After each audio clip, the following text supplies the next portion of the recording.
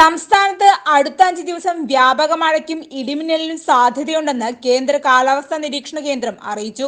6 ജില്ലകളിൽ yellow alert പ്രഖ്യാപിച്ചു. പത്തനംതിട്ട, ആലപ്പുഴ, കോട്ടയം, ഇടുക്കി, പാലക്കാട്, മലപ്പുറം ജില്ലകളിലാണ് യെല്ലോ അലർട്ട് പ്രഖ്യാപിച്ചത്. കഴിഞ്ഞ ദിവസങ്ങളിൽ സംസ്ഥാനത്തെ വടക്കൻ ജില്ലകളിൽ ശക്തമായ മഴ പെയ്തിരുന്നു. തിങ്കളാഴ്ച കോട്ടയം, എറണാകുളം, ഇടുക്കി, പാലക്കാട്, മലപ്പുറം, കോഴിക്കോട്, വയനാട്, കണ്ണൂർ, കാസർഗോഡ് ജില്ലകളിൽ യെല്ലോ അലർട്ട് പ്രഖ്യാപിച്ചിട്ടുണ്ട്. ചൊവ്വാഴ്ച എറണാകുളം, ഇടുക്കി, തൃശൂർ, മലപ്പുറം ജില്ലകളിലും ബുധനാഴ്ച എറണാകുളം, ഇടുക്കി, തൃശൂർ, പാലക്കാട്, മലപ്പുറം ജില്ലകളിലും യെല്ലോ അലർട്ടാണ്. ഈ ജില്ലകളിൽ ഒറ്റപ്പെട്ട ശക്തമായ മഴയ്ക്ക് സാധ്യതയുണ്ട്. വൃഷ്ടിപ്രദേശത്തെ കനത്ത മഴയിൽ ജലനിരപ്പ് ഉയർന്നതോടെ ഇടമലയാർ അണക്കെട്ടിൽ റെഡ് അലർട്ട് പ്രഖ്യാപിച്ചു. നിലവിൽ 163.5 അടിയാണ് ഇടമലയാർ അണക്കെട്ടിലെ ജലനിരപ്പ്.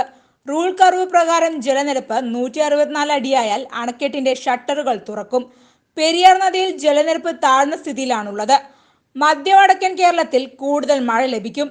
മലയോര മേഖലകളിൽ ഓറഞ്ച് അലർട്ടിന് സമാനമായ ജാഗ്രത പാലിക്കണം. മത്സ്യത്തൊഴിലാളികൾ കടലിൽ പോകരുതെന്ന് അധികൃതർ നിർദ്ദേശം നൽകിയിട്ടുണ്ട്. മാലിദ്വീപ് മേഖലയിൽ 29 വരെ മണിക്കൂറിൽ 40 മുതൽ 50 കിലോമീറ്റർ വേഗതയിൽ ശക്തമായ കാറ്റിനും മോശം കാലാവസ്ഥയ്ക്കും സാധ്യതയുണ്ട്. 29-30 തീയതികളിൽ കേരള ലക്ഷദ്വീപ് തീരങ്ങളിലും അതിനോട് ചേർന്നുള്ള തെക്ക് കിഴക്കൻ അറബിക്കടലിലും മണിക്കൂറിൽ 40 മുതൽ 50 കിലോമീറ്റർ വേഗതയിൽ ശക്തമായ കാറ്റിനും മോശം കാലാവസ്ഥയ്ക്കും സാധ്യതയുണ്ടെന്നാണ് മുന്നറിയിപ്പ്. ലക്ഷദ്വീപ് തീരത്ത് ഓഗസ്റ്റ് 30 വരെയും കേരള തീരത്ത് ഓഗസ്റ്റ് 29 മുതൽ 30 വരെയും മത്സ്യബന്ധനത്തിന് പോകാൻ പാടില്ലെന്ന് കേന്ദ്ര കാലാവസ്ഥാ വകുപ്പ് അറിയിച്ചു.